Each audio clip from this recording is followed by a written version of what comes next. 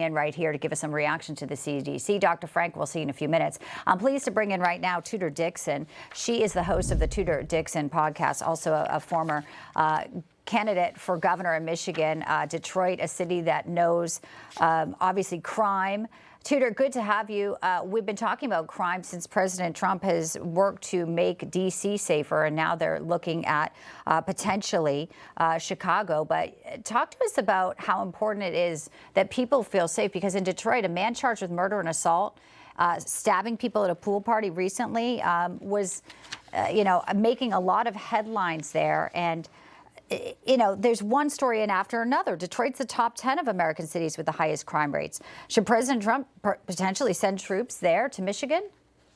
Yeah, it's number 3 as one of the most violent cities in America, and yet you have the mayor of Detroit right now running for governor saying, look, I would be great as governor. I've done such a great job with Detroit. How can you say that when it is always competing for the number 1 spot for most violent city in America? I think right now it goes Baltimore, Memphis, and then Detroit as most violent cities in America. And this is something that the people of Detroit, they can't stand the fact that they still have to suffer through this. And in fact, just last year, we had the largest mass shooting we've ever seen in the city of Detroit. And the governor was only talking about something that had happened in one of the affluent neighborhoods next door the week before. She never once mentioned the mass shooting in Detroit. This is a problem for Democrat politicians. They want to look the other way when certain communities have crime and say that's not an issue, but they're going to continue voting for us, so we don't have to fix it. Donald Trump is saying the opposite. He's saying every single person in America deserves to be safe. So Gretchen Whitmer and Gavin Newsom and Mike Duggan, who say they don't care about certain communities,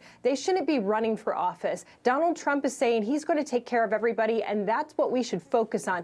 Public safety should be a fundamental of government. It shouldn't even be a question for people, and yet they still have to worry about whether or not their car is going to be ripped away from them when they stop at a stop sign in certain communities. Yeah, and Governor Newsom in California, there's a lot of crime, lawlessness, and he's out there still continuing to put his attacks on President Trump. Here's what he said yesterday at a Politico event, one of many interesting takes here. I've seen the damage firsthand to communities, this economy, our reputation, to our allies, the world we're trying to build. This is simply the most destructive and damaging individual in my lifetime. All that funding and that big, beautiful betrayal allows more resources for this private police force that increasingly is showing a tendency not to swear an oath to the Constitution, but to the President of the United States. He tried to light democracy on fire. He dialed for 11, almost 12,000 votes. Now he's doing it in plain sight. He's doing this interview, ironically, where firefighters are actually battling a wildfire. But everything he's saying there, Tudor, when you look at some of the crime in the cities like Oakland, Oakland could be bankrupt. I had a guest on last week who says their police force is underserved. They can't even get recruits to come in.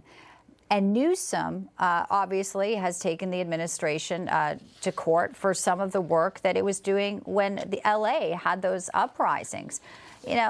Democrats seem to want to continue to say the streets are safe, and maybe they're being goaded into an issue where ultimately voters will face them at the ballot box in the midterms, and it's a losing one for them. Final thoughts. I think my kids would refer to Gavin Newsom as a pick-me girl. I mean, he's out there talking about these things right now and trying to trash a president who has an overwhelmingly high approval rating and has just had a summit at the White House with foreign leaders across the globe.